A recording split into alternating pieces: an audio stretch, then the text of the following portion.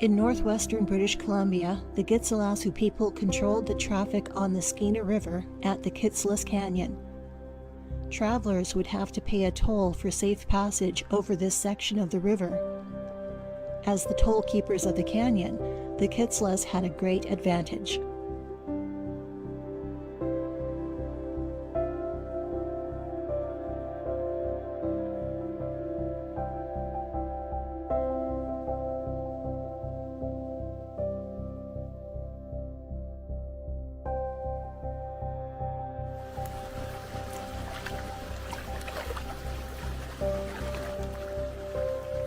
That wasn't our only advantageous practice.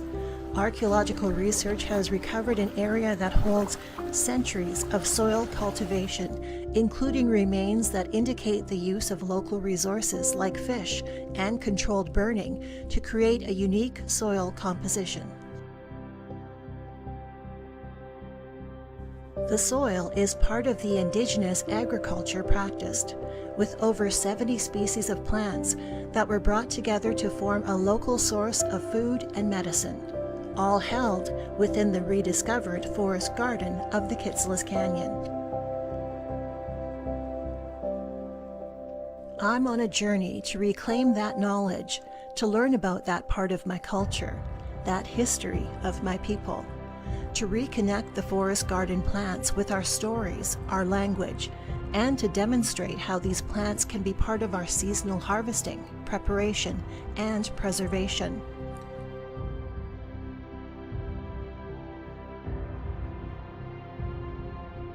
To help bring back a spiritual connection to this special place and our ancestors who created and maintained it for centuries.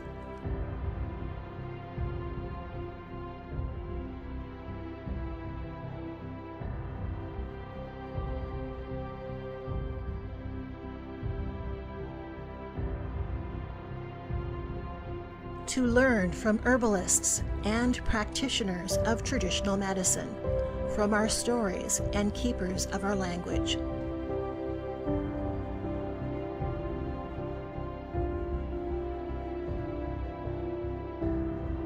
On this episode, I'll be looking at some of the Maay, the berries that grow in the Kitselas Canyon.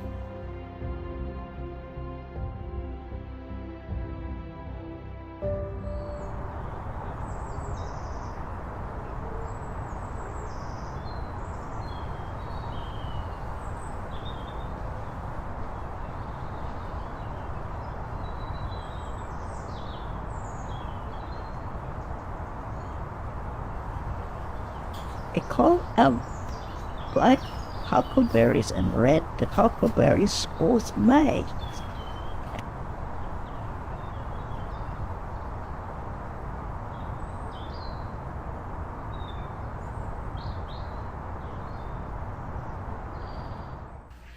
Just the name for berries, because we have little tiny berries that are black. And they grow quite abundantly around here, but they're called bearberries. Okay. Called bearberries, but they called Maay too.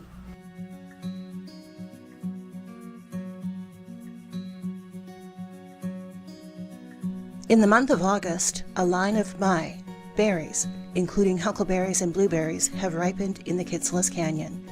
They are full of flavor, and they are temptations for both 2- and 4-legged visitors.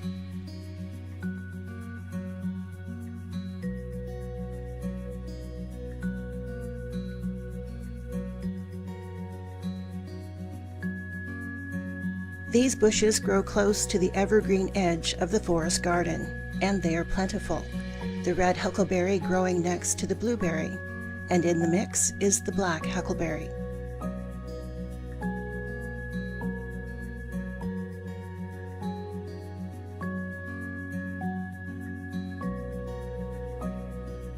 Of the 3 berries featured in this film, the easiest to identify is the red huckleberry. The fruit starts out green and firm, slowly ripening throughout the summer to pink and finally red. It is not a very sweet berry, but does have a light sweetness the more it ripens. It has many seeds, and it can be harvested and preserved through dehydrating, or making into jam.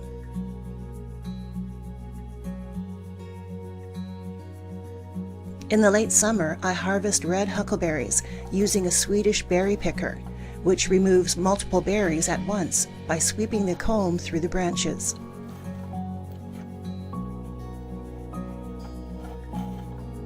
It collects a lot of leaves too, but generally is faster than harvesting one at a time by hand.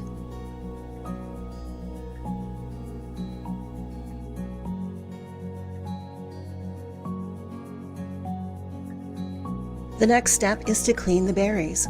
My mother told me that when she was a child that they would roll the berries down a blanket, and the leaves would stick to the blanket as the berries rolled down. Then they would collect the huckleberries and shake the leaves off of the blanket.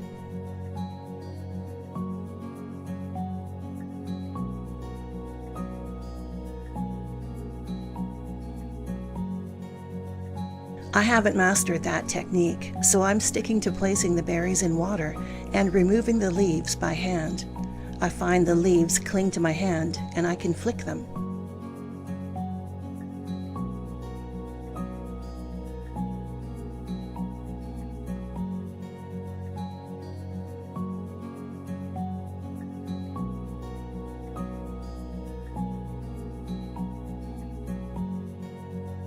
Once the leaves are removed, the berries are patted dry, and this batch will be dried for storage. They are placed in a dehydrator, and in about 2 days, they will look like little red raisins and be stable for winter storage. Then you can eat them on their own or add them to other foods.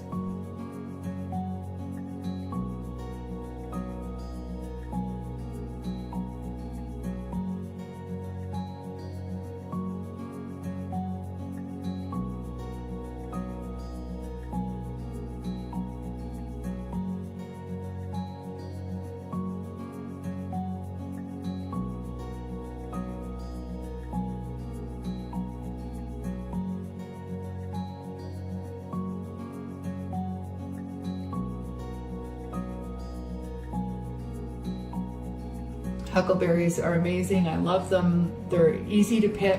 You can use a rake. You can get rakes or make rakes with a piece of wood and nail, a bunch of nails lined up, and they comb off of the bushes very nicely. You just put a sheet underneath, and they're also very high in vitamin C. They have a great amount of antioxidants in them, good fiber. They have tiny little seeds on the inside. And they also stay on the bush when they're frozen, so they're easy to find. And on a hot summer, they will dry right on the bush. And I've actually combed bushes and they were almost like this, dehydrated right on the bush. It does make them much smaller and harder to pick by hand. And huckleberries are good for a lot of different things. Again, astringent quality, so when you bite into a huckleberry, you'll taste that little bit of bitterness behind the sweet. And that's when something has an astringent quality to it, and that's where it can help cleanse your system out. And I mentioned before about being careful about medications that you might be on if you're having an abundant amount of them. They do take some time for picking. I also dehydrate them, and they're easy to rehydrate. You can throw them in a pot of tea. I make jelly with them, as I do with a lot of the different berries and blossoms of the Pacific Northwest and in the Kitselas area here. And you don't have to add a lot of lemon juice when you're making jellies and jams and things like that to get the flavor up, because they have a lot of the vitamin C already in them, so they tend to carry that with them on inside of them. Yeah.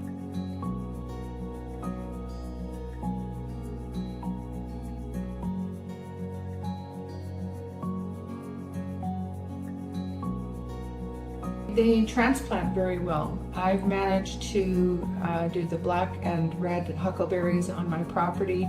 As I'm getting older into my elder years, I realize that I won't always be able to go up into the mountains, which is often where you find huckleberries, and harvest. So I have now some beautiful little bushes that I cut back every couple of years. I don't do it every year, but every couple of years. And they bring an abundance of berries back for me, and I can just walk around my yard. And last year I got a bag, a good sized bag, out of my property.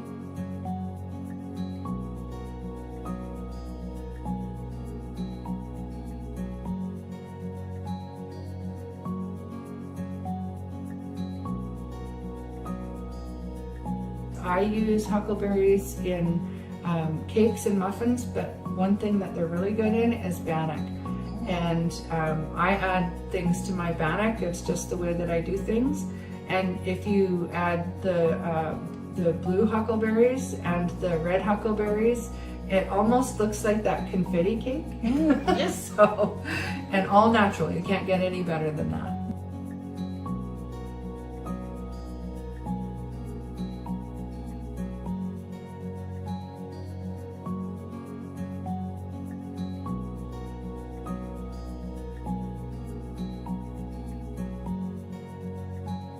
Out of these berries, the red huckleberry is a bit tart, and the black huckleberry is the sweetest. To help me learn more about the black huckleberry is traditional medicine practitioner Trish Paulson. Blueberries are often confused with black huckleberries, and red huckleberries are obviously easier to tell the difference between. Huckleberries in general have a high level of vitamin C in them, and they have a good amount of antioxidants. You can tell by the color that they have a good pigment, and that's always good and healthy for you. They have little seeds inside that help with your digestion, so they have a good amount of fiber, and they grow abundantly in this area. They tend to grow in areas that are very rocky and dry and that require a struggle. So the best way to get a blueberry bush or a huckleberry bush, or red or black, to produce is to cut it back. Make it struggle. Deny it water from time to time if nature doesn't do that already, and then give it water. The more they struggle, the stronger they get. So if you find yourself in a struggle, a health struggle, you go to a food source, a natural wild food source that also has to struggle, and that will help you, help your system.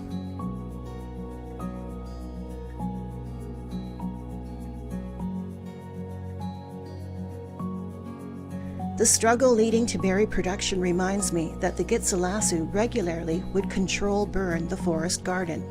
This would remove any dead branches and start the growing season with a reduction of the plant, and this would happen year after year.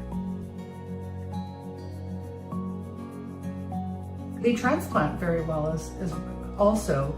On my property, I've been able to transplant from different areas, and they do quite well. But the first couple years, not so much, and then I cut them right back, like almost to the ground, and then they go crazy in the years following. Transplanting is another method that could have been used to relocate these plants to the forest garden, removing them from their original location and inserting the bushes into a similar environment at the Kitselas Canyon.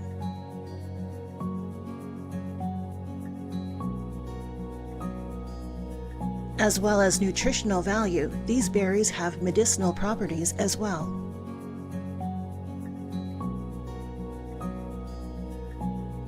That has an astringent quality is generally good for your kidneys overall, and has an astringent effect on your bladder as well. So that kind of bitter taste that you taste when you get some of them that aren't necessarily at the sweet stage, that's your indication that there's an astringent quality to a plant or a berry or a wild food. And what needs to be kept in mind with that is that if you have any kind of health issues to do with your kidney or livers, or on any kind of medications where so what an astringent does is it can squeeze, I call it squeezing your kidneys, and make you urinate more than usual. And if you're on a medication and it's at a certain level in your system, then you want to be careful about that. So if it's heart medication, you don't want to dilute that heart medication out of your system. So it might seem like it's just a food, but food is also medicine, and it's important to remember that. Thank you to Trish Paulson for sharing your knowledge about the summer berries, Maay, that are found in the Kitselas Canyon. I have learned much more about these fruits.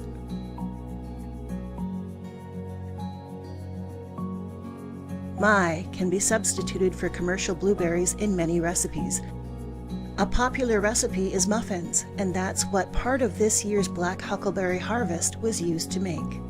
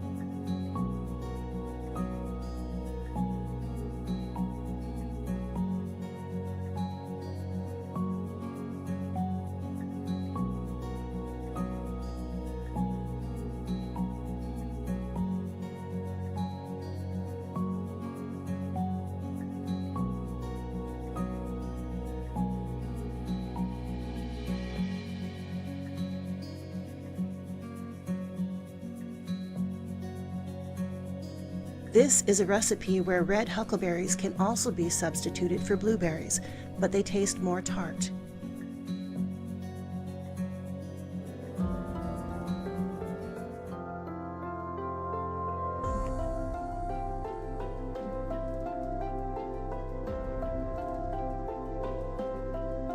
Maay, including the blueberry, black huckleberry, and red huckleberry, are important to the Kitselas people. Kitselas elders talk about dehydrating the berries for consumption during the winter. My mother would add these fruits to her baking, and she jarred a lot of blueberries for winter. I regularly harvest red huckleberries to make jam.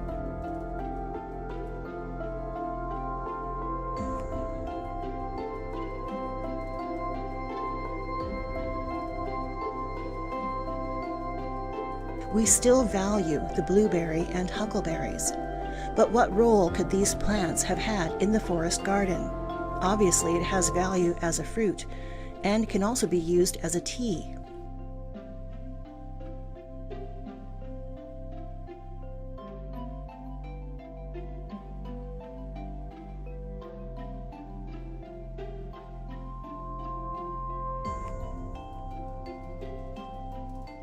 But maybe the biggest benefit of these berries is that several species will consume them, which would draw game into the canyon area, increasing the chance of successful hunts by the Kitselas, whether it be rabbit, grouse, or grizzly. The taking of land animals would add to the diversity of the people's diet. Meats that would be preserved and consumed, furs that could be tanned.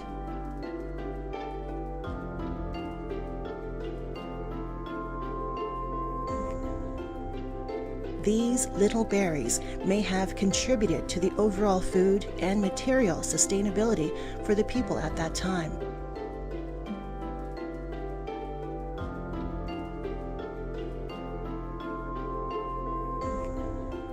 For over 150 years, since the abandonment of the villages at the Kitselas Canyon, these plants have been providing fruit every year.